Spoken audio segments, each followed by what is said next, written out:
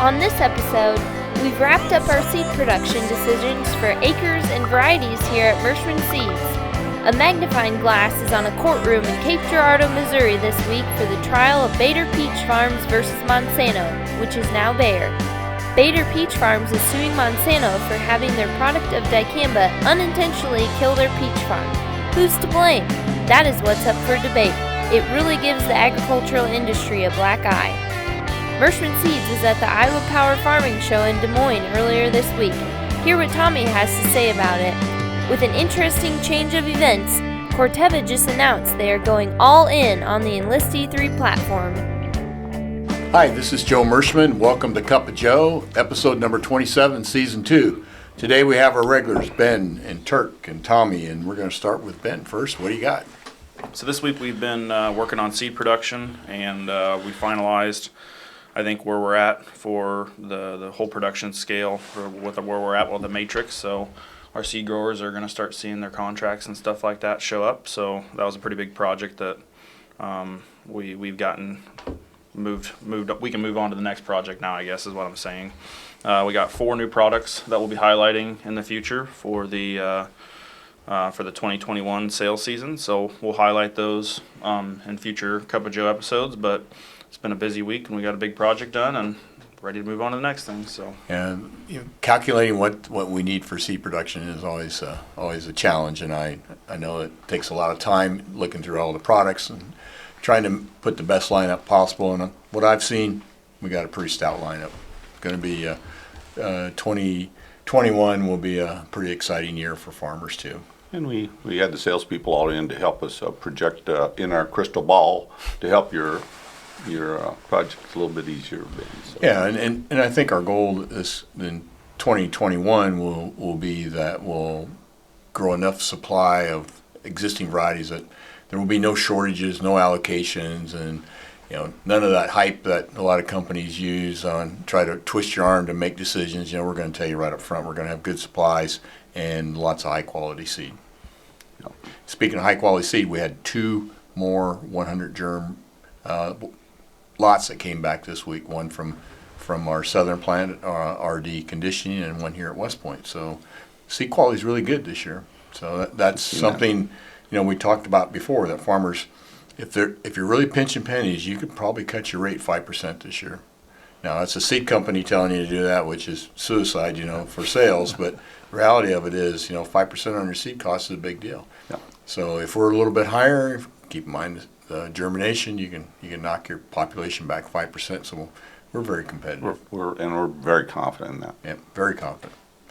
Turk, you've been doing a little bit of homework too this week, seeing what's going on. As everyone's aware, there's a big lawsuit that's being heard in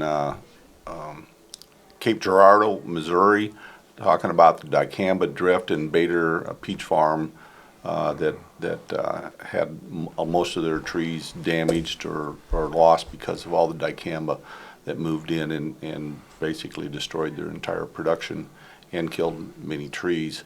Again, as we know, the Boot Hill, Missouri is the ground zero for Dicamba drift and application, as well as parts of Arkansas. So it's a big trial, and it's a big thing now. Yeah, it's actually affected me personally, Turk. I used to get Bader peaches, and we can't get them now. We all have. I mean, they came up here to the Midwest, and there are none. Yeah. So they're noted for having some of the highest quality peaches in this area, locally grown and stuff. So it's interesting to see what's coming out of that. So what are you hearing? I want to try and make a distinction just a little bit between the Roundup trials that have been going on, and this Dicamba drift trial. So you're talking about the glyphosate trials for cancer, potentially causing cancer, and then the drift with the Bader Peach Farm. So the Roundup trials or the glyphosate trials that have been going on, they've been losing, but not on the fact that anything was proven that glyphosate actually did cause cancer, but because of how the registration was received through basically what the courts or what the juries have determined was less than ethical. Yeah, we're talking about the ghostwriters that Monsanto provided information to the EPA. The EPA just rubber stamped based on bad advice and everything else. It's never been proven that glyphosate does cause cancer. And so based on science, you would think that eventually those may get turned over, but not the damages because, and that's what they're doing, is they're rewarding big settlements based on what they consider to be fraudulent activities by Monsanto with the courts. This trial to do with the drift is based on science because it's fact and it's known that it is drifting and it is moving, and what we've been hearing from the trial so far is that not only has it been proven that it is drifting, it is moving, but they knew it ahead of time. To the point that they knew it so much that they determined that they did not want to do any testing. Once they figured out that it was drifting, they pulled all testing of the product with the universities and everybody else so that prior to registration, so that they could have a clean slate, as they put it, with EPA when they went to EPA and said, no, it doesn't move because, we don't have any testing that shows this move. That was a true statement because they quit testing prior to the registration. Yeah, you read the articles, on both sides, and these are things that affect our industry, and anything that affects our industry is not good for our industry. It's not good for any farmers. It's not good for seed companies, and obviously we got to pay close attention to them because they're going to impact future registrations of products. I mean, this is a key issue going on right now for agriculture, and obviously we're watching it very closely, and we hope that it turns out positive for all the parties. But the reality of it is, there's usually where there's a little smoke, there's some fire. Turk, I have a question. So is it more, when you say it's Monsanto that did this, and so what I'm asking is the lawsuit more on, why the peach farm failed and what took place, or are they trying to prove that yes, Dicamba does drift, and that's proven that why that peach orchard failed? What Monsanto's trying to say is that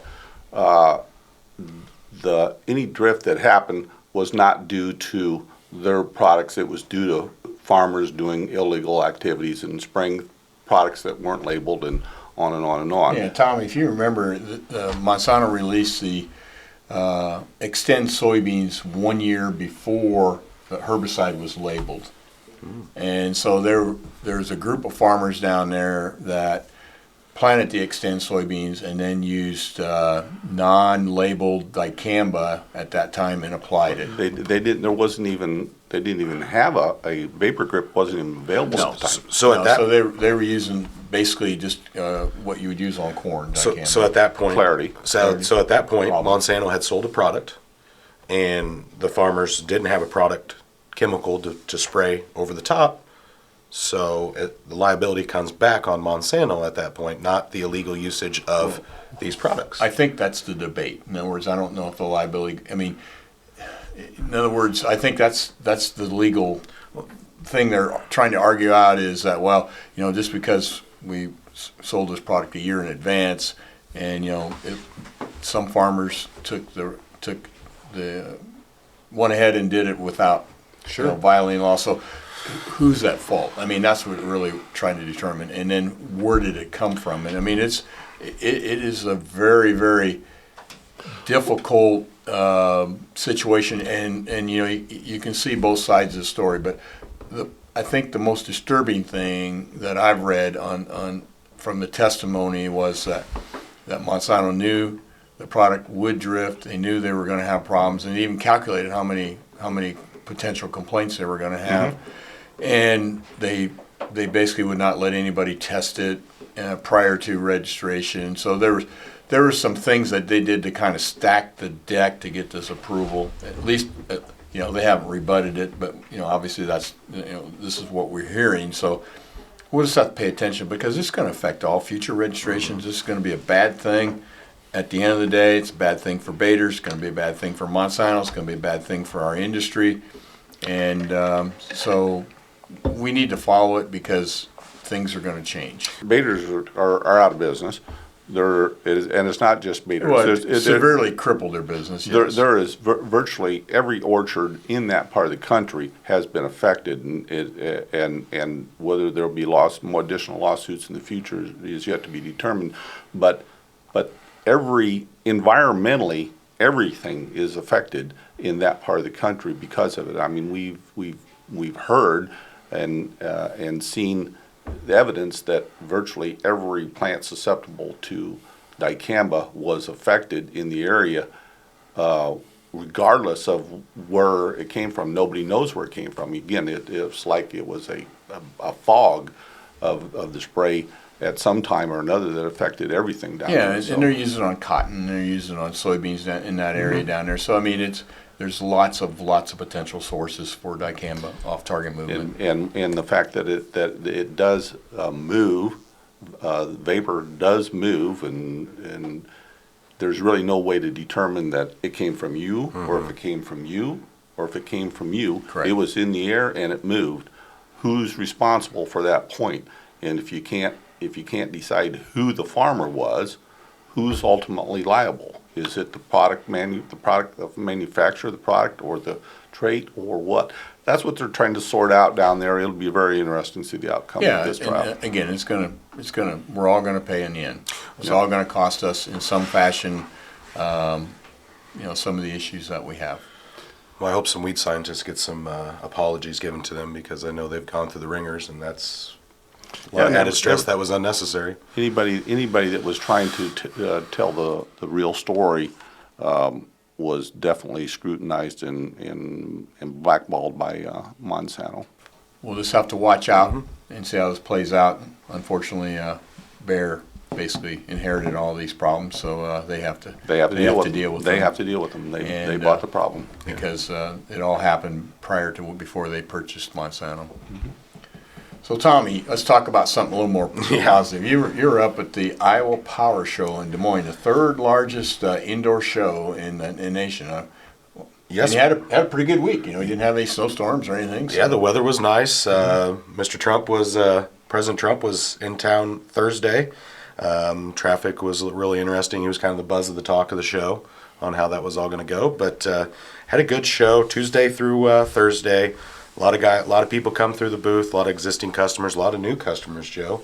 A lot of people talking and asking about Enlist beans, talking about the Bader Farm peach trial. Yeah. A lot of conversation. There's still a lot of confusion, and I think it's a lot of our competitors helping push that confusion of the differences between Enlist E3 and Roundup Ready Extend soybeans. So, again, on Roundup Ready Extend soybeans, their chemical platform is you can spray glyphosate by itself, or you can spray their Dicamba product, whichever one you choose, over the top for their soybeans. Ours is a glyphosate, glufosinate, Enlist 240 choline technology, any three of those. So we're going to have to do some work on getting that information more readily available and understood, so people understand the difference between Enlist beans and Extend beans, just like they understand Roundup Ready to Yield and Liberty Link beans were in the past 5 years. Sure. So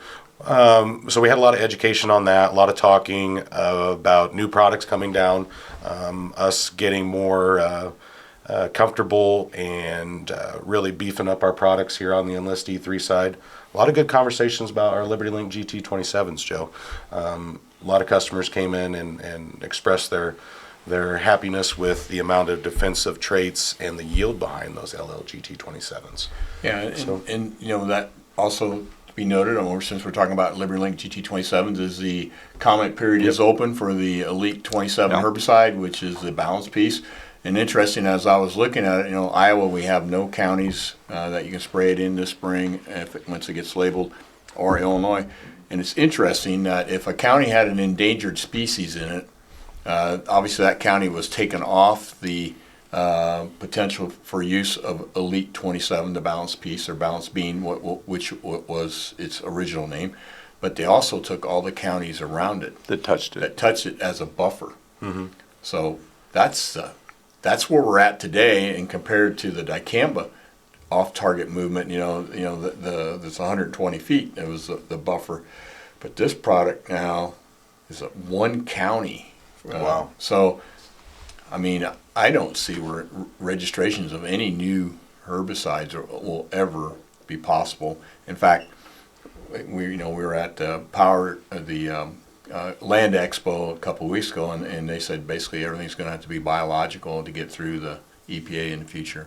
Wow. We'll see how this all comes out, but I think part of the reason, Joe, is because this is a residual product. They're really worried about water movement and anywhere water moves that could affect. I mean, if water is going to move across from one county to another through waterways of any kind, I think they're very concerned about that. Obviously, this product is used on corn, or at least a sister of that Over product. 70% of all corn acres have a Group 27 herbicide on it. In Iowa, it's even higher than that. It's in the 80s. Yeah. Illinois, it's in the 80s.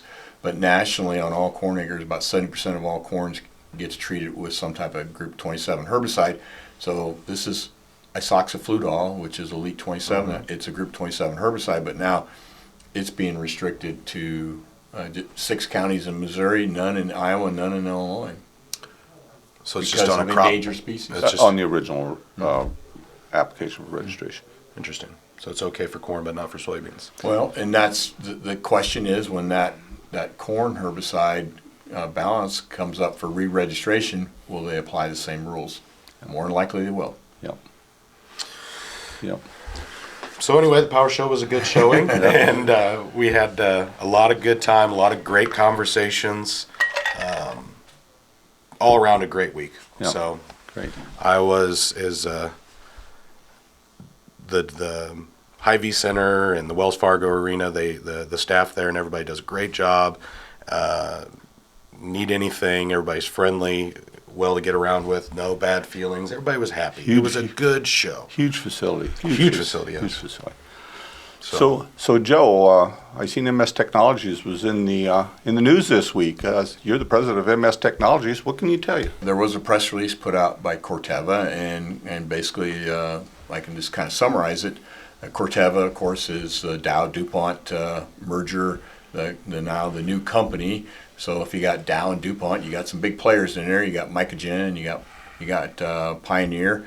And the announcement that they made was that they are all in on Enlist E3, and they're going to start ramping up right now for 2021, and they're going to do a phase out over the next 5 years, or a phase down, I should really say, of some of the Monsanto traits that they're currently promoting, and move more towards the Enlist E3 platform. So we feel that that's positive for giving farmers choice, and Corteva is one of our partners to bring Enlist E3 to the market. So that was a very positive sign to tell farmers and the rest of the industry that they're moving in a slightly different direction. Joe, why the change of heart? Why the when the GATT lawsuit that was taking place and everything, and we were hearing a lot from the Corteva side of things that the Enlist beans weren't ready for them. They didn't. Just a little background. Pioneer in 2013 lost a lawsuit because their GATT technology, which was glyphosate tolerance, did not work real well, and so they did some crossing with Roundup, the Roundup technology, to make it better. They didn't have the licenses to do it. They lost a $1 billion lawsuit to Monsanto. And then they settled in 2013, with basically Pioneer agreed to buy $1.75 billion worth of licensing fees, using traits and traits, I shouldn't say genetics, traits from Monsanto to offset that cost. So that still goes into effect till 2023. So that they have minimum payments and, et cetera, et cetera. I don't know all the details, but the bottom line is that Corteva is, which includes Pioneer, have decided that they're going to, go to this other platform and probably, pay these whatever they owe left for the next 3 years, but start phasing out of the Monsanto traits, which is, it's a significant change in direction. Also, they're touting the strong yield that Enlist E3 soybeans have. So I would, from what we heard in October till now, there's been a big change in that camp, and particularly in the Corteva camp. So we see that as positive. So we can get more competition in the marketplace. That's going to help farmers, and it's going to be great for diversity, for weed control, and all the things that Ben worries about every night in making sure these traits and genetics work together. So it's positive, I think. It's very Absolutely, positive. I think it's positive too. Yeah. So It's a great product. It's a great trait. So I also seen that in that lawsuit, or in that announcement, not lawsuit, but in that announcement, that there was a significant change in the expectations for Enlist soybeans for the near future. Yeah, I think they're all in. I mean, they're putting all the chips in on Enlist E3 and start pulling back from some of the Monsanto traits. So we'll have to see how it all plays out, because obviously Corteva is a group of a lot of different companies. We'll see how each player plays out. We don't know exactly, but at least the announcement was made that they are signaling to the industry that they're moving that direction. One as a partner with MS Tech on all that, I Yeah. think that would be in their best It's interest. very positive. Yeah, absolutely, Very positive. absolutely. So, as always, we promised we would end the sessions with a corny joke. So, a couple episodes ago we didn't do that. So we're going to give you a double bonus today. Okay. Okay. What did baby corn say to mama corn? What did baby corn say to mama corn? Where's popcorn? Okay. Popcorn. Okay, the other one I have is, if you have a can opener that doesn't work, what do you call it? What do you call a can opener that doesn't work? A can't opener. I can't open. We better sign off on that one. Can't opener. We'll see you next week. As always, thank you for watching today, and we sincerely appreciate your business. If you have any comments or suggestions, please send them to us. And again, we'll see you next week. Popcorn. Popcorn.